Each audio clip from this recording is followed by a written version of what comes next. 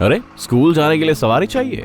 वर्तमान में अकेले अमेरिका में लगभग 4,27,000 स्कूल बसें हैं। पहली स्कूल बसें 1886 के आसपास घोड़ा गाड़ियों के रूप में शुरू हुई। उन्हें स्कूल ट्रक कहा जाता था। ज्यादातर लोग उन्हें नहीं लेते थे। स्कूल तक पैदल चलने का नियम था और इन शुरुआती बसों ने केवल उन छात्रों को उठाया जो बहुत ही दूर रहते थे। आजकल स्कूल बसें थोड़ी ज्यादा टेक्निकल हैं और स्कूल जाने के लिए आपके सफर को जितना हो सके सुरक्षित करने के लिए उनकी स्लीव्स में काफी सारी ट्रिक्स छुपी हुई हैं। क्या आपने कभी उस अजीब लंबी आर्म को नोटिस किया है जो बस के सामने से निकलती है? ये उन छात्रों की सेफ्टी और हेल्प करने के लिए है जो स्कूल बस के आगे से रोड पार कर रहे होते हैं। लेकिन ट्रैफिक लाइट और दूसरी सेफ्टी फीचर्स के उलट इन आर्म्स की असल में जरूरत नहीं होती और हर स्टेट में इनका नियम अलग होता है। यहाँ पे सभी स्टेट्स हैं जहां उन आर्म्स की आवश्यकता है, जिनमें टेक्सास, न्यू जर्सी और फ्लोरिडा शामिल है। दूसरी स्टेट्स में ये लोकल स्कूल या बस कॉन्ट्रैक्टर्स को तय करना है कि वे इस बार को एडजस्ट करें या नहीं। बार सामने वाले बम्पर से बस के दाईं ओर दरवाजे के ठीक सामने से निकलता है। वे केवल तभी निकलते हैं जब सड़क पर बस में चढ़ने या उतरने के लिए दरवाजा खुलता है और उसके लिए प्रोटेक्टिव बैरियर बनाना होता है। जब पैसेंजर रोड क्रॉस करना चाहते हैं तो ये डिवाइस उन्हें सीधे बस के सामने नहीं जाने देता। इसके बजाय ये उन्हें सड़क पार करने से पहले इसके सामने कई फीट चलने के लिए मजबूर करता है। इसका मतलब ये है कि उनके पास आने वाली कारों को देखने के लिए ज्यादा विजिबिलिटी होती है। इसका मतलब ये भी है कि बस चालक उन्हें सड़क पार करते हुए देख सकता है। ये कॉमन ब्लाइंड स्पॉट से बचने में मदद करता है, जो कि बस के ठीक सामने बम्पर के पास है, क्योंकि बस का अगला हिस्सा इतना लंबा है ड्राइवर इस एरिया में किसी को भी सड़क पार करते हुए नहीं देख सकता है, जो असल में खतरनाक हो सकता है। जब स्टूडेंट ड्राइवर और बस के लंबे बार की हेल्प से सेफ्टी के साथ सड़क पार कर लेते हैं तो बस का लंबा हाथ वापस अंदर आ जाता है।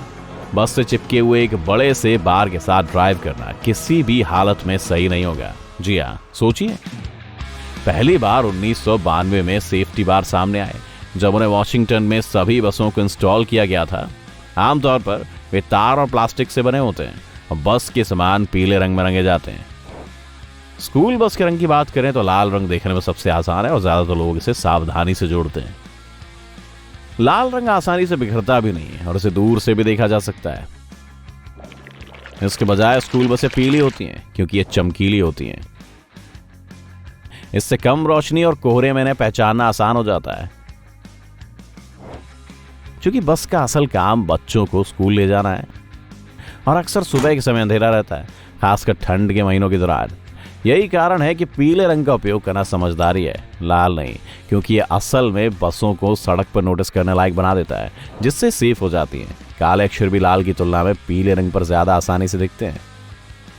साथ ही आपके पेरिफेरल विजन में पीले रंग को देखना आसान है।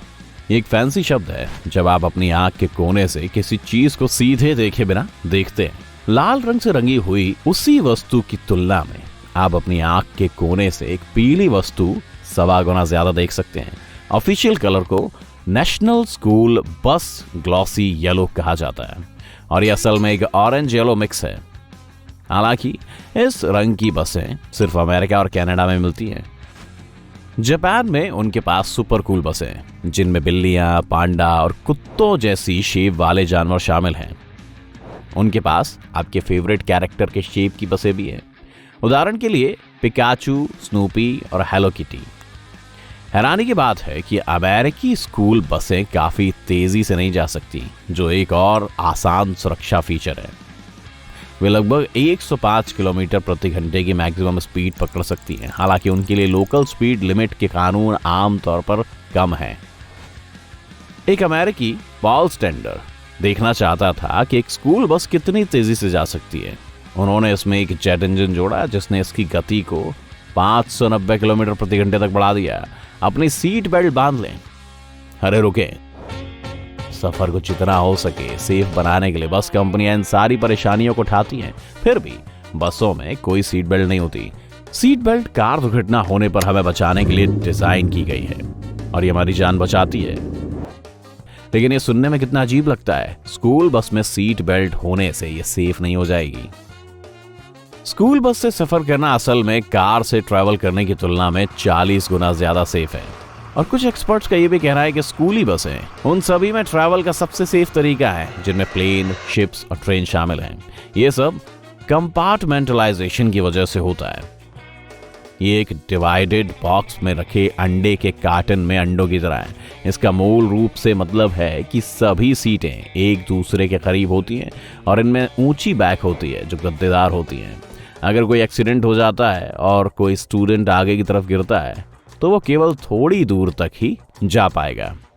शायद ही उनके सिर पर चोट लगेगी। जैसे ही टक्कर होगी वे गद्देदार सीट के पीछे की तरफ टकराएंगे। पैडिंग लगभग एक एयरबैग की तरह काम करेगी। ऑफिशियल लॉ ये है कि यदि स्कूल बस का वजन 4,500 किलोग्राम से ज्यादा है तो उनमें सीट बेल्ट की जरूरत नहीं है। कुछ स्टेट्स अभी भी अपनी बसों में सीट बेल्ट लगाते हैं। ये आधा दर्जन states California, New York, Florida, new Jersey, Texas और ल्यूसियाना है। यदि बस 4,500 किलोग्राम से कम वजन की है तो उन्हें कानूनी रूप से सीट बेल्ट जोड़ने की जरूरत होगी।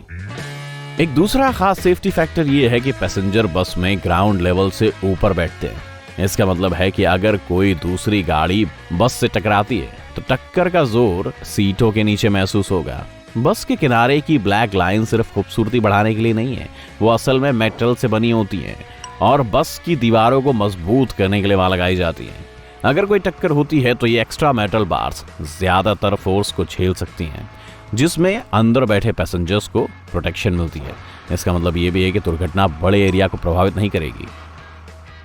उनको काफी सोच समझकर भी लगाया जाता है। निचला बार फ्लोर लेवल पर होता है, बीच वाला सीटों के नीचे के हिस्से से मेल खाता है और ऊपर वाला या तो सीटों के ऊपर या खिड़की के नीचे की हाइट पर होता है। एक्सीडेंट होने पर वे फायर फाइटर्स को भी एक बेहतर आइडिया देते हैं कि कहां से काट कर बस में एंट्री करनी है, जिसका मतलब है कि वे तेजी से हेल्प करने के लिए अंदर पहुंच सकते हैं। काफी ठंडे तापमान वाले इलाकों में सर्दियों में डीजल इंजन को गर्म रखने के लिए स्कूल बसों में ग्रिल कवर भी होते हैं। बड़े पैमाने पर बस के खराब होने और बिजी सड़क के बीच में खड़े हो जाने की संभावना को कम करता है। कुछ स्कूल बसों में बाकी वाहनों से मेल खाने के लिए काला आउट भी होता है, ना कि पीले रंग का। ऐसा इसलिए है क्योंकि जब सूरज बहुत तेज होता है तो पीला रंग बहुत ज्यादा लाइट को रिफ्लेक्ट कर सकता है, जिससे सामने वाली कारों में काफी रोशनी से परेशानी हो सकती है। इससे भी महत्वपूर्ण बात यह है कि एक रोशनी सीधे ड्राइवर तक जाती है, जिससे उनके लिए अपने आसपास देखना असल में मुश्किल हो जाता है और ये बहुत ध्यान भटकाने वाला हो सकता है। हालांकि कुछ स्टेट्स ने बसों के लिए इस ब्लैक हुड को जरूरी बना रखा है। दूसरे स्टेट्स में बस हुड को एक एंटी ग्लेयर पदार्थ के साथ कवर किया जाता है। वे नए शेड के रंग को लस्टरलेस येलो यानी चमक रहित पीला कहते हैं। फाइनल बस सेफ्टी प्रिकॉशन ये है कि ड्राइवर रेल क्रॉसिंग पर अपने दरवाजे और खिड़कियां खोल कर रखते हैं। ऐसा इसलिए है कि अगर कोई ट्रेन आ रही है तो वो ज्यादातर साफ तरीके से देख और सुन सकें। ये समझ आता है उन्हें किसी भी विचलित करने वाली आवाज जैसे कि रेडियो या जोर से चलते पंखे और उस चीख कर बात करने वाले चौथी ग्रेड के बच्चे को चुप करा देना चाहिए, ताकि वो पूरी तरह से सारी आवाजें सुन सके, साथ ही साथ अपनी खतरनाक चेतावनी वाली लाइट चालू कर सके। ये नियम अमेरिका और कनाडा के सभी स्कूल बसों पर लागू होते हैं। एक बार जब ट्रेन चली जाती है और रास्ता साफ हो जाता है तो चालक अपना दरवाजा बंद कर देता है और पटरियों को पार कर जाता है।